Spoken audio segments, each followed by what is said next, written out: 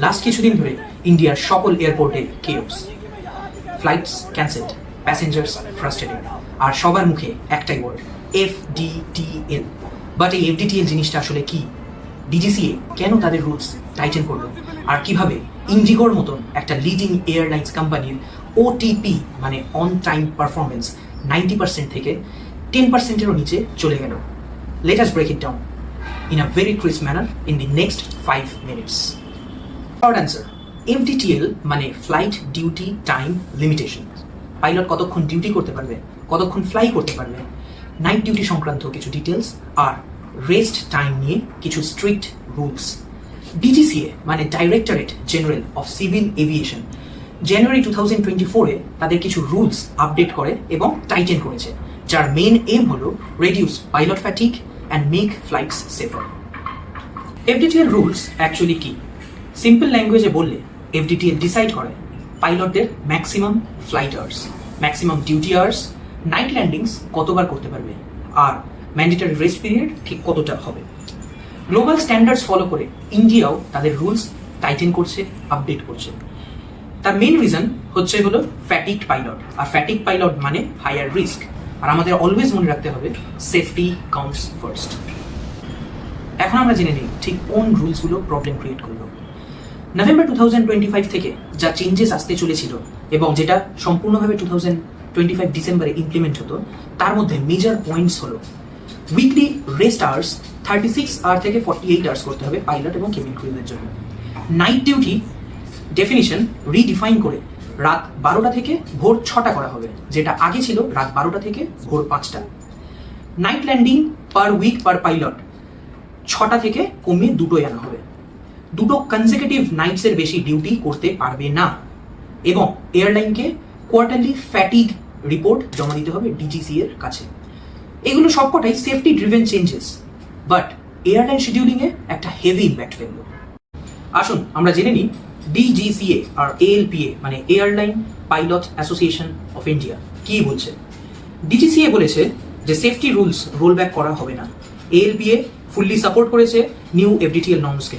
তারা বলছে ফ্যাটিগ মানে এরার্স, আর এরার মানে risk to life. Union frankly বলছে এয়ারলাইনের এই ক্রাইসিস এটা এয়ারলাইনের প্ল্যান্ড ইস্যু, FDTL এর কোনো ইস্যু নয়। রেগুলেটরও ইনকোয়ারি শুরু করেছে। Why such a big scheduling failure? Why should passengers care? দেখুন, রুল স্ট্রিকচার করা হচ্ছে পাইলটসদের ফ্যাটিগ কমানোর জন্য। ইয়েস, টেম্পোরারিলি ফ্লাইটস ক্যান্সেলড হচ্ছে, but in the long term safety convenience থেকে অনেক বেশি ইম্পর্টেন্ট। আর এয়ারলাইন্সকে এখন জেনুইনলি রস্টারিং করতে হবে, অনেক স্টাফ হায়ারিং করতে হবে, আর রিয়েলিস্টিক শিডিউলিং করতে হবে, স্পেশালি উইন্টার সিজনে। Now the real talk begins. আর কতদিন আম পাবলিককে হ্যারাসমেন্টের শিকার হতে হবে? Flights cancelled, hours long wait, last moment notices. Large capitalist airline কোম্পানিজগুলো প্রফিট ম্যাক্সিমাইজ করবে, that is absolutely fine, but আম পাবলিককে বারবার ভিকটিম বানানো নট গুড। কিছু প্রশ্ন আমার ইন্ডিগোর মতন বড় বড় এয়ারলাইন্স কোম্পানিগুলো এবং গভর্নমেন্টের কাছে। আজকে কিছুদিন আগে পর্যন্ত যখন ইন্ডিয়াতে 6 থেকে 7খানা ডোমেস্টিক এয়ারলাইন কোম্পানিজগুলো অপারেট করত, সেখানে এই মুহূর্তে দাঁড়িয়ে ম্যাক্সিমাম 2টো কি 3টে বড় বড় এয়ারলাইন কোম্পানিগুলো পুরো ইন্ডিয়াকে কভার করছে। ইন্ডিগোর একারই মোর দ্যান 60% মার্কেট ক্যাপিটালাইজেশন। ইন্ডিগোর মাস ক্যান্সেলেশনের জন্য যখন প্যাসেঞ্জার্সদের হয়রানি, তখন কোন হিউম্যানিটি গ্রাউন্ডে দাঁড়িয়ে বাকি এয়ারলাইন্স কোম্পানিগুলো সেম রুটে তাদের প্রাইস 15x 20x বাড়িয়ে দিল? এরকম অনেক প্রশ্নই আমাদের সাধারণ মানুষের মনে থেকে যায়, কিন্তু তার উত্তর বা ক্ল্যারিটি আমরা এখনো পর্যন্ত পাইনি। ইন্ডিগোর এই একটা পার্টিকুলার কেস আমাদের ভবিষ্যতের জন্য চোখ খুলে দিল। আপনারা ভাবুন কিভাবে একটা পার্টিকুলার কোম্পানি ওপর আমরা যদি ওভার ডিপেন্ডেন্ট হয়ে পড়ি, তার কনসিকুয়েন্সেসগুলো কি কি আসতে পারে। এরকম শুধু এভিয়েশন ইন্ডাস্ট্রিতে না, সেটা টেলিকম ইন্ডাস্ট্রিতে, সেটা অটোমোবাইল ইন্ডাস্ট্রিতে, বা যেই ইন্ডাস্ট্রিতে মনোপলি স্টার্ট হচ্ছে বা হয়ে গেছে, সেখানেই এই প্রবলেম হতে পারে।